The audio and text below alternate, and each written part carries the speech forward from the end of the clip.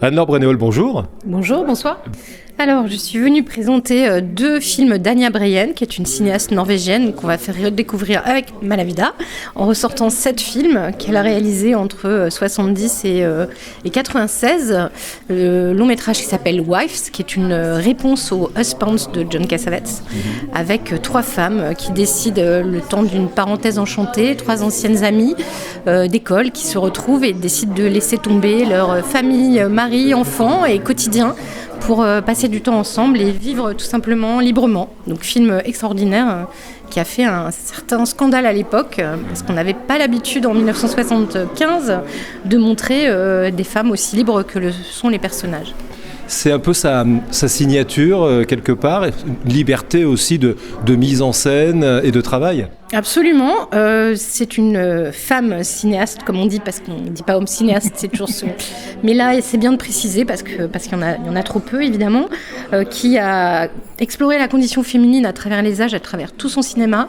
Vous verrez un film historique en costume, très somptueusement filmé, à l'opposé de Wives, qui est dans une proximité avec la nouvelle vague, où la caméra stylo est un dispositif filmique très léger, évidemment, qui correspond à ce qui se passe dans le film. Elle a énormément travaillé autour de cette question et elle-même a été une femme pionnière, puisque ça a été la première femme à recevoir un enseignement de cinéma à l'IDEC, donc ancêtre de la FEMIS, École de cinéma française, où à l'époque la réalisation n'était enseignée qu'aux hommes. Les femmes avaient le droit de faire des costumes et du scénario, mais n'avaient pas le droit de prétendre à être formées en réalisation. Elle a tellement insisté que les gens de l'IDEC ont créé pour elle un examen pour voir si elle était digne de recevoir l'enseignement qui jusqu'à présent n'était destiné qu'à ces messieurs. Et donc elle a réussi et elle a été la première femme à entrer à l'IDEC. D'accord. Ça fait plaisir, quelque part les choses ont bien évolué malgré tout. Hein. Voilà, il y a plein de jeunes femmes maintenant, femmes jeunes ou moins jeunes qui font du cinéma à tous les postes et notamment de grandes réalisatrices. Mais elle était une précurseuse. La Norvège, ces pays scandinaves étaient, disons-le, très en avance sur le plan de l'égalité des sexes. C'est grâce à des personnages comme Adia ? Alors ça, c'est un peu la liberté des femmes suédoises en particulier. C'est un petit peu une légende, je pense, en France. Quand on en parle avec des femmes suédoises, une liberté peut-être sexuelle. Une liberté de ce qu'on voit dans White, justement, c'est que les femmes sont quand même bien prisonnières des contraintes de la société, des contraintes sociales, sous le joug quand même de leur mari et de leur famille.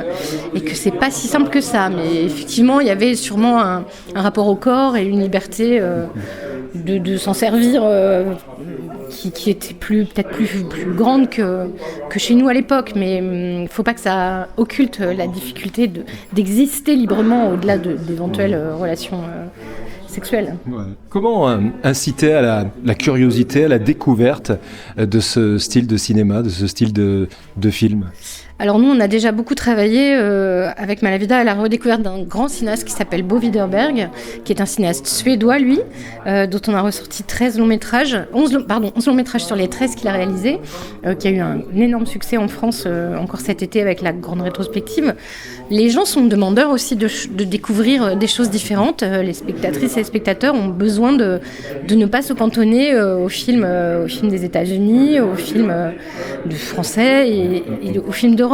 C'est très important d'avoir un regard sur le monde qui vienne de l'ensemble du monde et aussi de l'ensemble des temps. Et c'est vrai que les époques influent énormément sur la façon dont on travaille, sur ce qu'on veut dire aussi. Et on se rend compte aujourd'hui que le propos défendu par Anya Breyen et ses 3 comédiennes, puisqu'elles ont participé à l'écriture, elles ont improvisé des dialogues, elles ont beaucoup travaillé ensemble, toutes les 4.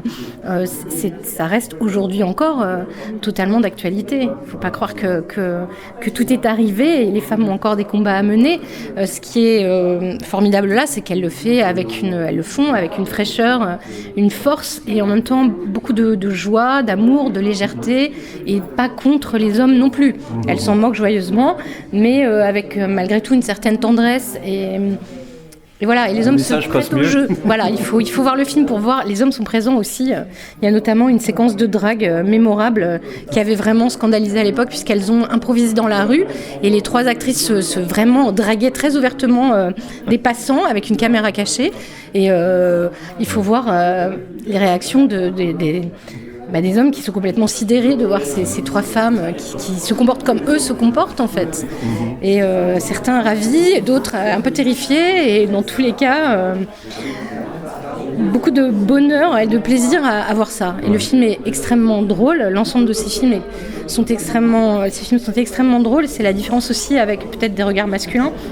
Le film Husbands de Cassavetes, qui part du même postulat de trois amis qui se retrouvent et qui partent aussi s'octroyer du temps libre, une forme de parenthèse enchantée. C'est à l'occasion d'un décès d'un de leurs amis. C'est une base plus triste, mais le film est très sombre. C'est un de mes films préférés, donc c'est pas du tout un jugement de valeur, mais le film est très plombé. Il est assez triste, nostalgique, il porte une gravité, une douleur.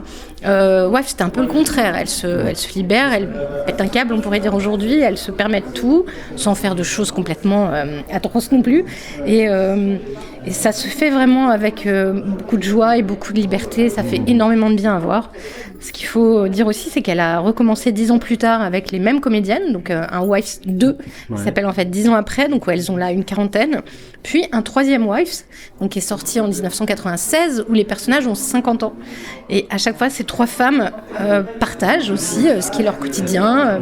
Ça va être un mariage au début, un divorce à 40 ans, et puis à 50 ans, ce sera une autre forme de deuil, ce sera le vieillissement, les enfants qui grandissent. Donc ce sont des préoccupations universelles et quotidiennes qui parlent encore à toutes les femmes d'aujourd'hui. Pour avoir accompagné des gens en salle, les réactions sont tellement enthousiastes et chaleureuses que ça fait un bien fou, et que ça nous montre encore une fois, même si nous on n'en a pas besoin, à quel point les gens sont juste curieux et ouverts et capables d'apprécier énormément une proposition un peu différente comme pour découvrir, pour rentrer dans l'univers d'Anya Bryan, vous conseillez un film en particulier? Ouais, je pense que c'est vraiment la bonne porte d'entrée dans sa dimension féministe, frondeuse, insolente, sa puissance de propos aussi, et sa liberté de cinéaste.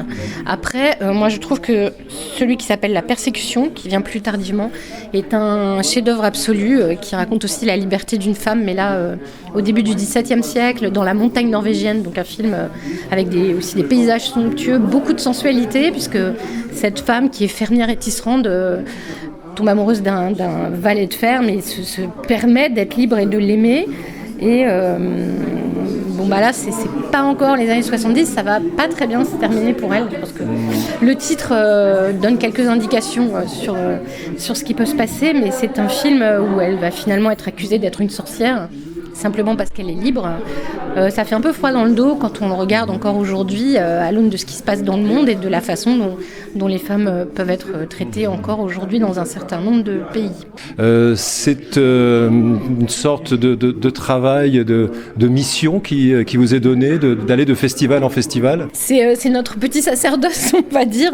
C'est surtout un grand bonheur. Moi, j'avais découvert ces films quand j'avais 16 ans et que j'étais dans une option cinéma à Rouen à travers un festival que je salue, Festival du cinéma nordique, qui nous a aussi permis de découvrir par exemple Joachim Trier, dont on a sorti le premier long métrage en salle en 2008 quand personne ne le connaissait. Maintenant il est en lice pour 8 ou 9 Oscars. Comme quoi on a eu l'œil. C'est vrai qu'il y a beaucoup de choses à montrer. Il faudrait faire un truc sur Vie ma vie de distributeur triste, parce que ça veut dire là 6 films inédits, ça veut dire créer les sous-titres, ça veut dire restaurer les films, ça veut dire persuader les Norvégiens qui ne comprennent rien au marché français, puisqu'évidemment en Norvège, le tissu de salles d'art essai qu'on a en France qui permet de faire ce travail n'existe pas, comme nulle part ailleurs.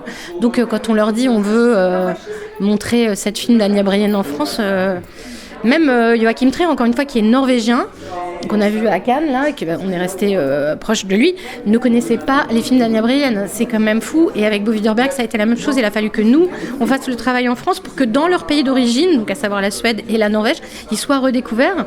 Là, on verra si ça sera le cas, je l'espère. Il n'y a pas d'édition DVD. Il y en aura, bien sûr, on va le faire. Et on a tout fait sous-titrer, restaurer. C'est un travail énorme. Maintenant, c'est les démarches administratives pour donner des numéros de visa au film.